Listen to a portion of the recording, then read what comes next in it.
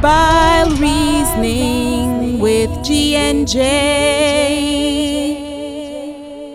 All right, Jacqui Douglas, welcome and thank you so much for agreeing to come and just sit down and reason with us for a few minutes. All right, so off the bat, tell everybody who is going to be watching who is Jacqui Douglas, where you come from, which school you did go, where you did like to eat, you used to beat up people at school when you was a pitney. Who is... All right, don't tell us all of that detail. No, looks like somebody was telling you about me already. God was disclosing stuff.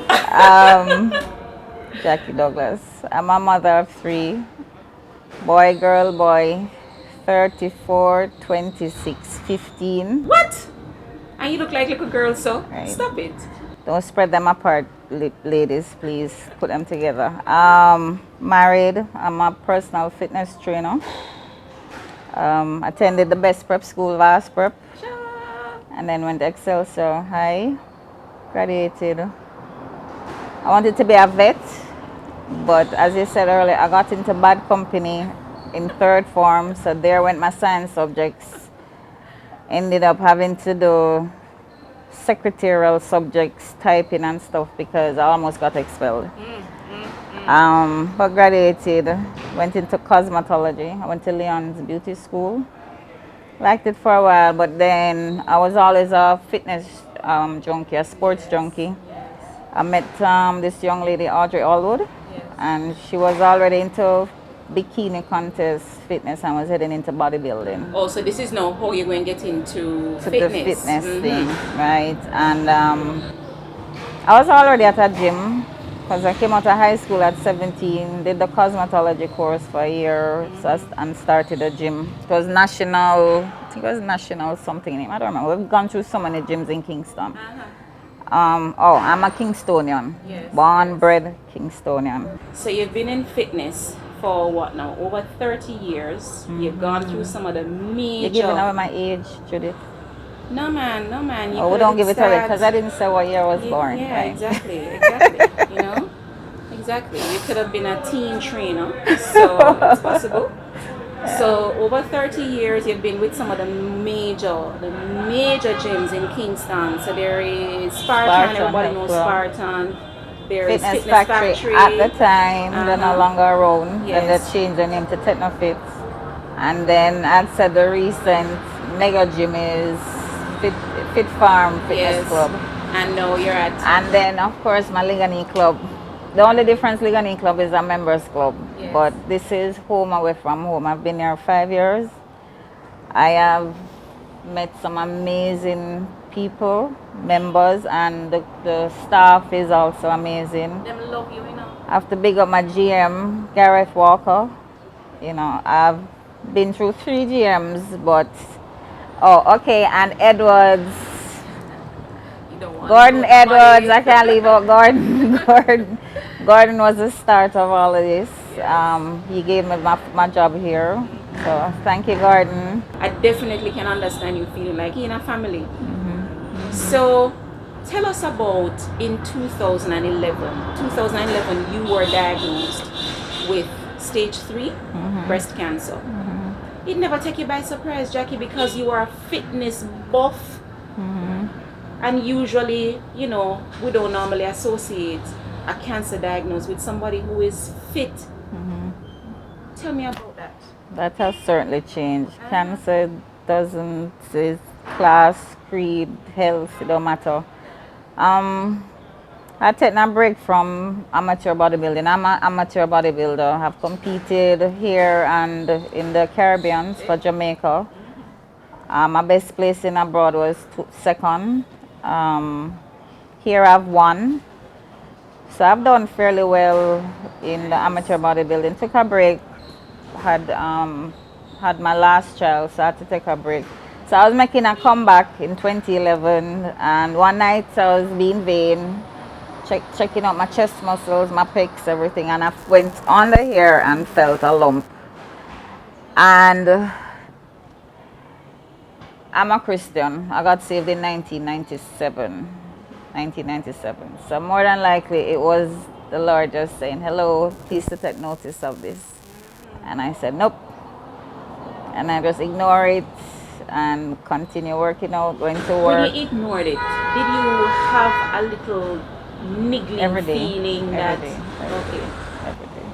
Because I lost my first cousin to breast cancer earlier, like I think the year before. I lost my father to prostate cancer a few years before that in 80. When was Gilbert? 80, is 80, 88? 88? Is it 88? I think Yeah, he so. got sick, diagnosed 88, died 89. So I lost him in 89 to prostate cancer. So there's a history there on both Yes. sides of my family, my biological family. So, of course, everything. Plus, I'm a Christian. I have a relationship with God. He's not letting it go. And I think, I know I took at least a month before my girlfriend, Audrey Allwood, because I was at Fit Farm, working at Fit Farm with her. We're having a conversation, and I just said, that, well, we would have to work because I soon die anyway. And she wouldn't let it go. She was like, because she know me well. What do you mean by that? What's going on with you? You sick? Da, da, da, da. And I just told her. And I mean, that she and her boyfriend just immediately we left. This was like 5 o'clock in the afternoon. And we went straight to Dr. Jackson, who just passed the other day. Yes. My condolences to the family, yeah. Lovely doctor. Went straight to Dr. Jackson, 'cause he was her family doctor. Since the first I was meeting him, and we didn't think it was cancer. They have some other thing named fibrous something, some big name. Yes. And then in a week, I think less than a week, he called me and said, "You have stage 3 breast cancer. You need to have a mastectomy, like immediately. It's aggressive, whatever." So you were still in denial then? I was Yes. still working, I went to work, whatever. But every day I have this, and that's a good word, denial. I, I'm not anymore, but I will deny and just pretend it don't happen or whatever. It Yes. didn't happen. It's Yes. not me. So then we just had to, be proactive. And the thing is, it was just friends. I had to send support. It was Audrey and her boyfriend at the time, Damien. He passed away a few years ago.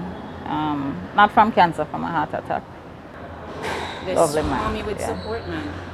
Wouldn't leave you. So went straight to KPH, got my appointment, did my mastectomy, and because of my health, my vitals were healthy, they were strong.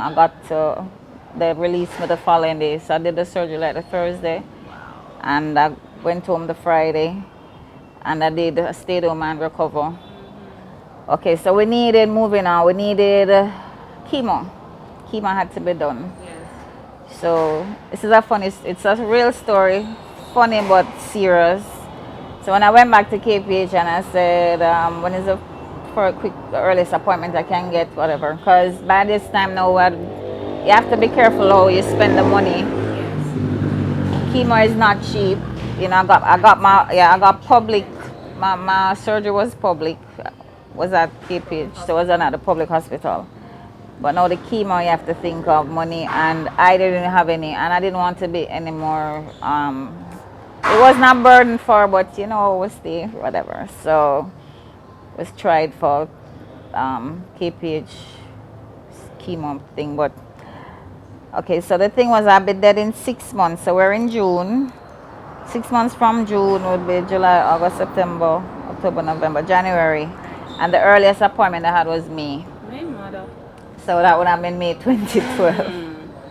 And trust me, I tried to get it early and couldn't. So anyway, Jackie just went home and said, "Well, Lord, this is it, time to go. But I'm gonna die happy with white rum, eat all the sugar I You want." prepared. But then depression set in because I really didn't know. I had 3 kids and I didn't want to go. And my young son was just 6, was 6 at the time. So then, Another reality kicking now. and of course, all of this I have to give God the glory because I talk to God. I talk to Him when I'm vexed, when I'm happy, When I want somebody to quarrel with, is him, whatever. So the friends were already there, my support system. So even though I said no visitors, they barged in anyway. Good. Good And friends. two of them took it upon themselves to do something. Basil Dawkins and Gillian Crossgill. They don't want me to call the name, but I have to because they saved my life. Basil, he's into benefit plays. If anybody knows him, he's an awesome playwright. He just drove up to the gate, blow, I went out. He just threw a package of 140 tickets at me. Said, here's 140 tickets. Sell them. He quote me a price and use the money to pay for your chemo. Amazing. By this time, I didn't have the doctor yet. I was like, okay. And there are certain people you just don't say no to. You probably have some in your life. Basil is one of them. And this was like clockwork. Right after I went inside, I got a phone call. Jillian, I'm going to take you to Dr. Dingo, to a doctor tomorrow. She and I went to high school. She's a good friend, whatever. You don't have a choice. You don't have an option, whatever. I'll come in for you. This is what we're doing. This is what we're doing. Met Dr. Dingle Spence, fell in love with her immediately. She reminded me of my mom that I grew up with. Petite woman, but strong. Oh God, you talk about emotional strength. That woman is, I don't know, she's an awesome oncologist. She took me to Hope Institute. She said just get the medicine, pay for the medicine, and her labor was for free. Wow. So I went to Hope Institute. Amazing. I want to give you this joke about Hope Institute. I have funny jokes in my thing. I think they're funny. So when I went into Hope Institute, right, walked in the first day for my chemo. Hope Institute is a hospice. Yes. So mainly persons who are terminally ill are there. So they're going on, they're passing on. All right, those are the fallen or whatever. But I went in there happy. He was my husband at the time. Went in there smiling because, you know, getting. So the nurses there thought, this is what they tell me afterwards, that they were wondering why I was so happy to die. Because they thought your cancer was far advanced. Yeah, because that's what it was, Yes. you know. But I didn't come. They didn't know at the time that I'm an outpatient coming to just do my chemo and thing because I came with my bag and stuff. I mean, okay, it's not that funny, but you know what I mean. It was like I can imagine the you, weirdness. Yeah. What to do? Go inside there and you're giving all kind of jokes and all bouncing all over the place, man. So that was the beginning of my But recovery. even that is a good attitude. Yeah. You know, it's a very good attitude to have. Yeah. So the chemo was rough. It was supposed to be a 6 month treatment. 16 treatments. I think it would have been 3 months or 3 to 6 months. I don't remember. Certain things are just because I try. It's not just that I believe in keeping it positive. Yeah. This is I found out that there are cancer survivors who are unhappy. Why are you unhappy? You're alive. Yes, it's something that can come back, but when we waste your time worrying about it coming back, I don't believe in that. So, and it's not that I've been a negative. I've had my time, my times with negativity and being cynical and thinking. I grew up that way because of the background. But then coming into Christendom, meeting good people, and don't get me wrong, Christianity has its. But this is about good news, right? Yes. So, but I've met persons over the years dealing with cancer that are sad. They're alive, they're in remission, but they're sad. You know, I've met a few persons like me, fighters, and I've lost. Yes, a lot in the fight as well. I've lost some It doesn't mean that fighters. there were less fighters. They were, gave less of a fight. It's a And part each of, time I of their lost one, journey I as asked well. God, why me? Why am I still here? Yes. You know, these are persons, I can say at least 10 persons I've lost after my diagnosis that were close to me, and they're not here. But God knows best. God knows He best. knows. Yeah. Jacqui, do you believe that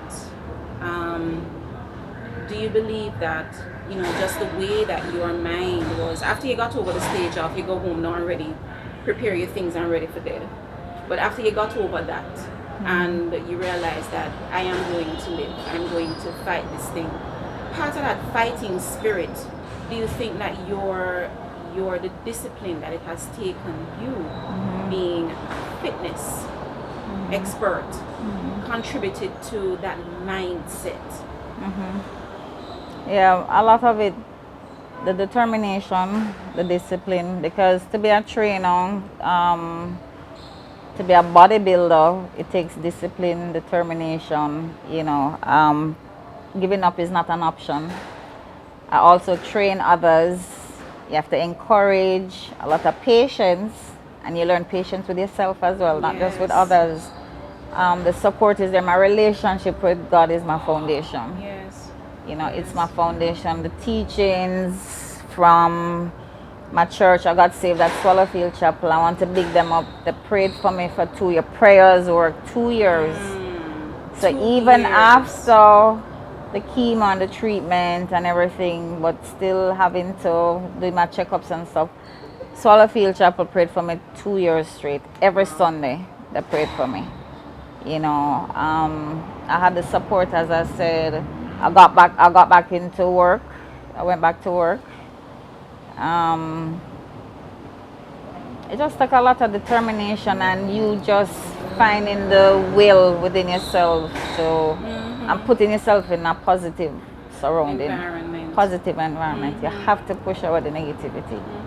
One of mine, I fell in love with pink. I have to pick pink.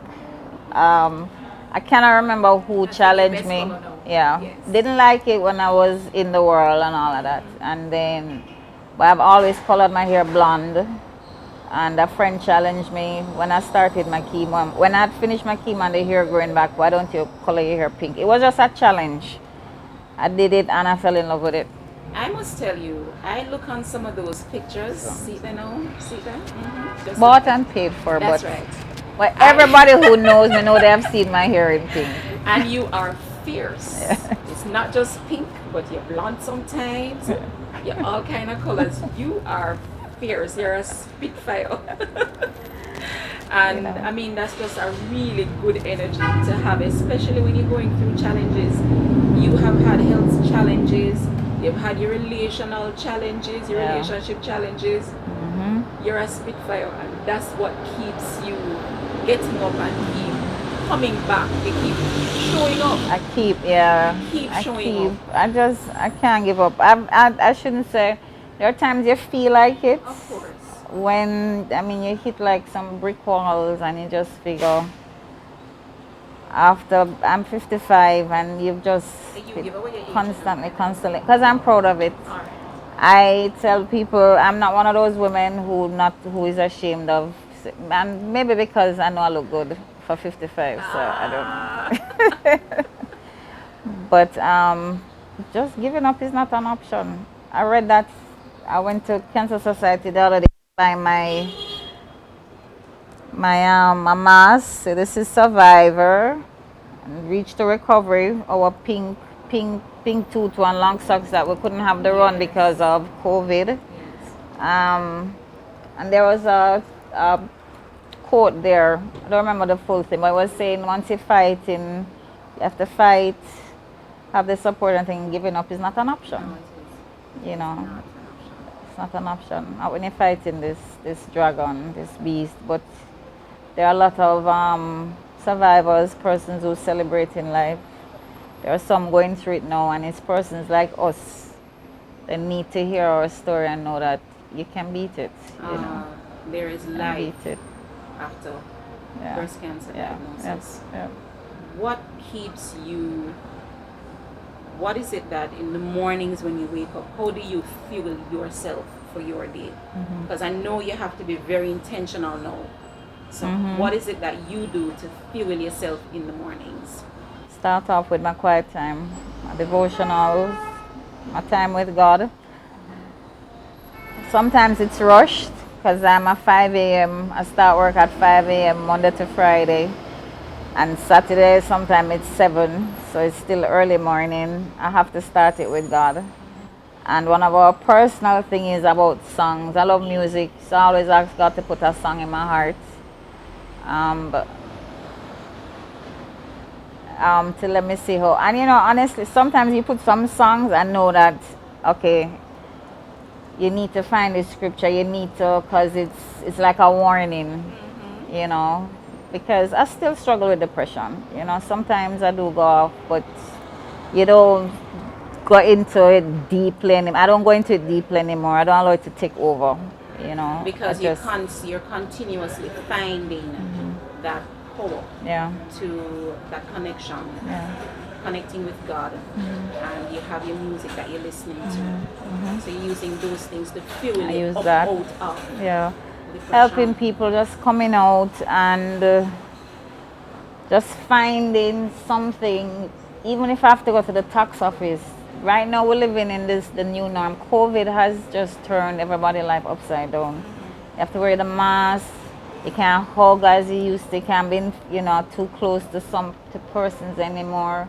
You're in this long line that used to be an hour, now it's 3 hours. And I just find something joyful or something positive going to the supermarket. And there's always somebody. They talk about Jamaicans are cold. I used to say we're not. There are people out there who still have a soft heart. We're still that loving, caring persons. I think it's just how you project yourself. So I find I'm in the tax office and somebody will talk to me. It's some, you have the ones who whatever, but you choose and you go after the positive energy and you attract you receive it. Yes.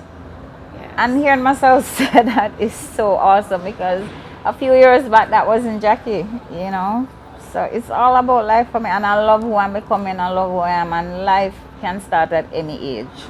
It don't matter, You can start living your life at any age. Just never give up. Just keep pressing through. There you go. So Jacqui, I have someone that I want you to listen to. She has a word for you. When I think of Jacqui, I think of a strong woman. She has really been a role model for me, really encouraged me in my own battles in my life, because if Jacqui has gone through all that she has gone through and has come out shining the way she has, I believe I can also shine. She's a role model, somebody for me to look up to, and somebody that I really take strength from, pull strength from. So Jacqui, I thank God for you. I love you. We've known each other for many, many years. Even when there's distance between us, I still feel like you're my sister. When I see you, it's as if we never parted. And I just appreciate the person you are. Very down to earth, very real, and always willing to just encourage and share. And you're so selfless. Even after you've gone through your own battle, you continue to put things in place to ensure that others who are going through what you went through can be encouraged and helped in practical ways. And I really admire that about you.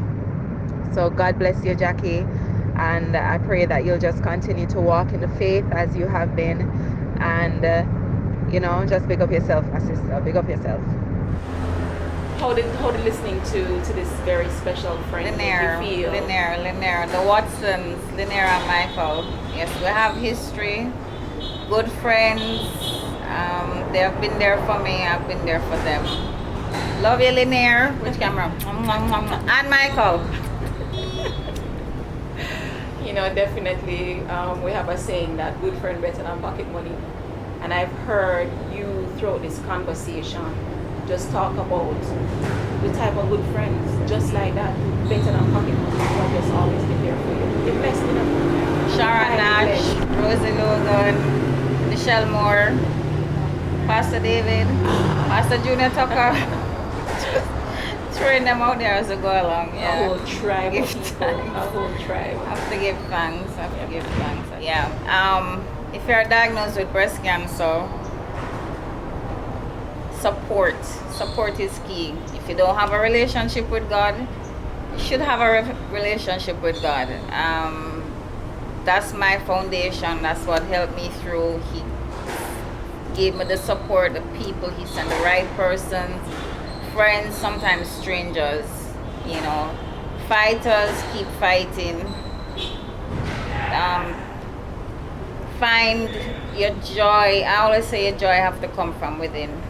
Right? If you don't love yourself, you can't really love others.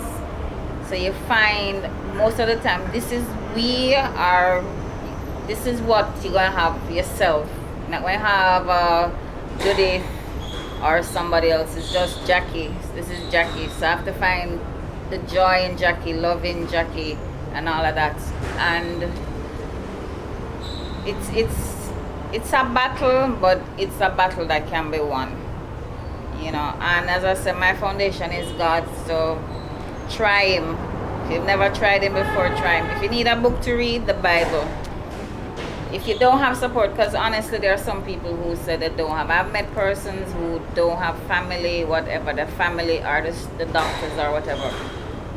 If you make God your first friend, trust me, you will get others. He will send the support. It don't have to be a biological family member, whatever.